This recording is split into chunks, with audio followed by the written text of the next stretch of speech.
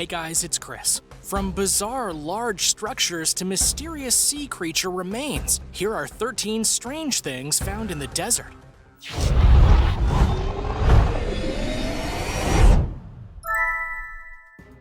Number 13. Desert art. In the sands of Egypt, there is a secret art piece that keeps getting rediscovered, and it keeps mystifying people when it gets found. You see, in 2014, people used Google Maps to look at the Saharan Desert and its surrounding areas, and noticed some odd cone-shaped markings in the sand. As they zoomed out, they noticed a massive pattern that was too precise to be random. Though technically animals in nature have been able to make things like that, it wasn't the case with this. Someone made cones in the sand forming a spiral pattern. But what was even more surprising was the size. It was 100 feet in diameter in the center, and the areas that contained the spiral were 1 million square feet. In the center was a large central pool of water. So how did this get formed? And why do it in the Saharan Desert? Weirdly, it was humans who did this. You see, the pattern was an art piece done in 1997. It's called Desert Breath, and it was made under the watchful eye of Dene Stradu. It apparently took years to make, which, given the desert setting, I can actually believe. Weirdly though, people keep forgetting about it, which is why when it was rediscovered in 2014, it caused another stir. Hopefully now, with its reaffirmation as to its context, we can say what it is and what it isn't, and probably remember that for a while. Number 12. Kolmanskop. We've all heard of ghost towns, but there are some that are creepier than others, and Kolmanskop in Namibia is definitely a worthy contender for creepiest ghost town, especially in regard to how a desert helped it grow. This place was founded by Germans in the early 1900s. Why? In this place were diamonds. Lots of them even. And like with any wealth rush, the people who felt they could make a fortune made their way down to Kolmanskop and searched for diamonds. By the time World War I ended, the diamonds were pretty much gone, and people started to leave the town. When that happened, things started to change in a natural yet uneasy kind of way. You see, the town was next to the Namib Desert, and so when no one was around to upkeep the town, the desert sands moved in literally. Now the buildings in Kolmanskop are either broken or filled several feet high with sand. What's just as creepy, or sad depending on how you look at it, is that people have turned the town into a tourist attraction, with the buildings as a museum. Number 11. The Lost E.T. games. Let me share with you a bit about video game history in the United States. First came the arcades, which started with Pong, and then Atari started the console revolution, bringing video games to the houses of many. Many other startup companies joined Atari and started to flood the market with games and consoles. The problem was that not all the games were quality, and by the time 1983 came around, the industry was hanging on by a thread. The scissors that cut the thread were E.T. the Extraterrestrial. No, not the movie, but the video game, one of the first video games based on a movie ever made. The game was made in no time flat, which was part of the problem, and the game was so bad that barely anyone bought it. So the powers that be took all the packages and the cartridges, and they dumped them in a random landfill in the New Mexico desert and buried them, never to be seen again. Well, sort of, until 2014, when a group of people pored over landfills in New Mexico and eventually found the lost stash. This was part of a documentary called Atari Game Over. The games have been sold over the course of a couple years, and all the proceeds go to the Tularosa Basin Historical Society. Another strange tidbit of this is that it's believed to only have been part of the legendary stash, as only 1,178 of the 700,000 were recovered, meaning that more than likely there are more ETs buried in that desert. Number 10. PRADA store. When it comes to fashion, PRADA is one of the most popular and expensive luxury brands out there. If you were to own a piece of PRADA apparel, you're saying you like high-quality stuff. So imagine people's surprise when a PRADA showed up in the middle of a Texas desert. This is very real. It is not a fake store at all. Rather, it was a store made with the purpose of seeing how such a store would look in a backdrop that didn't have a city around it. Needless to say, it stood out. What also stood out was that this wasn't a dummy store, meaning it wasn't built with anything fake. There was actually PRADA items in the store when it was built. Shoes, jewelry, bags, and more were put in to show the intent. Not surprisingly, when people found out they were real items, someone broke in and robbed the store. After this incident, the store was reinforced with greater security to ensure that didn't happen again. Still, one has to wonder why anyone would put a high-end store in the middle of a desert in Texas. The answer is that it's an art installation, and thus it's never really open for business. Number 9. Fighter jets. Allow us to rewind in time back to 2003. It was in the Iraqi War, and the United States were determined to free the country from their dictator leader, Saddam Hussein. One thing that became quite apparent to the United States was that while the battle on the ground was very tough, the battle in the air wasn't happening as frequently as they surmised. In military tactics, controlling an airspace is vital, and dogfights have been a part of every war since World War I. Yet here, it barely happened. This was doubly odd, as the US knew the Iraqi forces had planes. So where were they?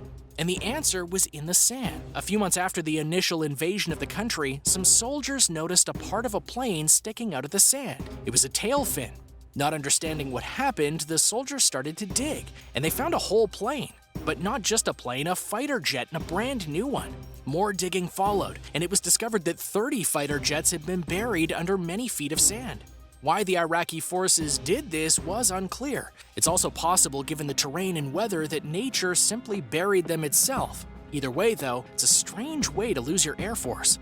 Number 8. The Witch of the Desert. When it comes to visibility in a desert area, it's both surprisingly good and terribly bad. In the daytime, you can see for miles without obstruction, but at night, your visibility is determined by the lights in the sky and what you brought with you. A man was going down a desert road one night, and he spotted something with his headlights that he thought was a person. He slowed down and tried to get a better look at what he saw. He found himself looking at a humanoid creature. But while it looked human, it had a weird hunch to it that couldn't be explained, and he couldn't see the person's face. He could see that the being had a woman-like form, long black hair, and a white dress on. Not something you'd wear in a desert. At first, the man let the being come towards him, thinking it was someone who was hurt.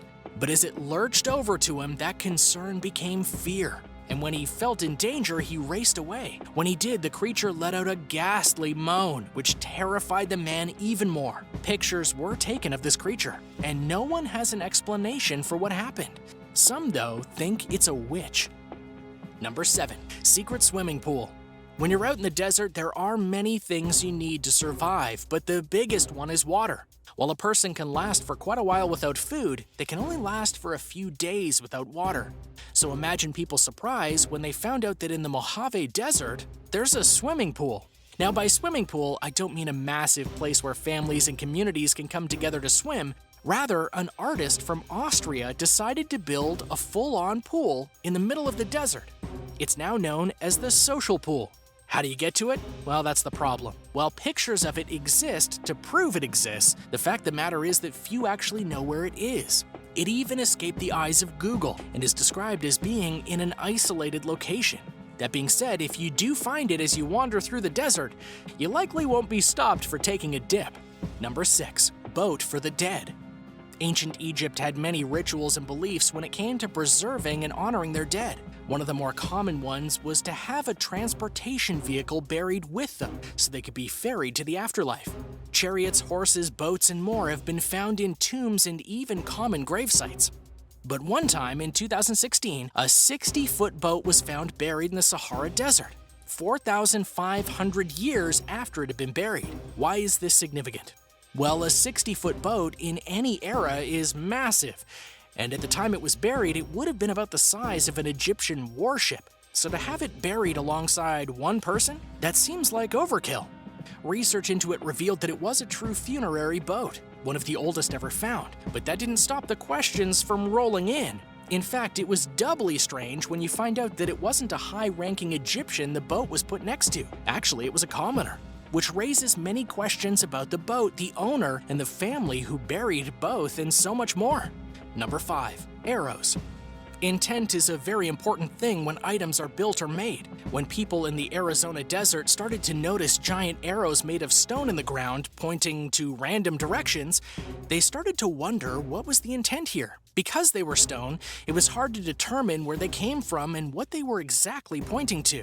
It should also be noted that these stone arrows were made to be over 60 feet long, which is rather sizable.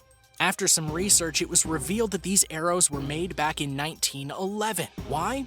Well, it was to help pilots get to their destination. specifically an early mail pilot who had to fly across the country to deliver mail to the West Coast. Number 4. Sea animal graveyard in the desert. In Chile, there's a desert known as the Atacama Desert, and within that they found a graveyard in 2010. Now, given the very nature of deserts and how many of them are former prosperous lands that have dried up, a graveyard isn't too out of the ordinary. But after some road work in 2010, the diggers found themselves looking at a collection of 40 fossilized whale bones. Not only that, there were other sea life bones and fossils in the sands as well, including some from extinct creatures. Sea lions, dolphins, and even a swordfish were within this graveyard. What's also important to note was that these were found on a hill called Cerro Baena, which is actually 120 feet above sea level. This has garnered many questions, not the least of which is how did a big collection of sea animals end up here? One scientific theory suggests that the area was indeed full of water at one point, and that this hill, due to its size, was actually the ending point for the bodies of the creatures, as they were dumped there by tides or waves. And then mixed between the sun, wind, and sand, the bones were buried and perfectly preserved. Now they're on display in museums. Number 3. The Clown Motel.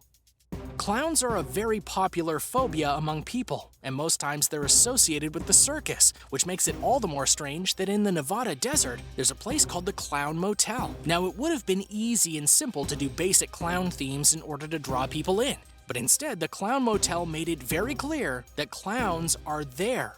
There are clown dolls in the lobby, clowns painted on the doors, and much more. But just as strange as the motif is that the motel is right next to a graveyard. You almost have to wonder how much business this motel actually gets. I wouldn't stay there. Number 2. Patterns by the Chinese. Google Earth has allowed people to see the planet they live on in new and fascinating ways. But when some people decided to look at the Gobi Desert within China's Xinjiang and Gansu province, they noticed something they couldn't explain. Mainly, there were massive lines and patterns within the ground of the desert. Looking closer, it was obvious that it was man-made, mainly because there were a few buildings within the holes of the pattern. But what it didn't explain was why the pattern looked like it did, for this was a pattern that had seemingly random lines and angles and even line lengths, and it was crafted too perfectly to not be made for a certain purpose. As it turns out, they were right. It was made for a purpose, but not one that many would suspect. You see, the Chinese actually used this pattern to help orient their spy satellites. How does that work? Well, by having these massive patterns in the ground, ones that you can clearly see from space, the Chinese can use them to help the lenses on the satellite calibrate correctly. It'll look at the pattern and try to calculate a distance that the people on the ground know the precise length of. If it calculates perfectly, well, it's good to go. If not, then adjustments will have to be made. Weirdly, other nations use similar techniques, such as the United States, who have a similar pattern in the desert in Arizona. Number 1. Telephone box. Imagine this scenario. You're out in the desert, your car is broken down, your cell phone has no signal, and you're desperate to contact someone. Out in the distance, you see a box-like shape. As it comes into focus, you see it for what it truly is, a telephone box. Yes, this antiquity of past times is very real. Specifically, one can be found on the border between California and Nevada in the Mojave Desert. The telephone box was installed in the 1950s and has become a bit of a landmark in the area. However, it should be noted that if you're actually going to try and use the telephone box to get help, you can't. It doesn't work anymore. Thanks for watching. What did you think of these strange things found in the desert? Which one do you want to see in real life? Let me know in the comments below. Be sure to subscribe, and I'll see you next time.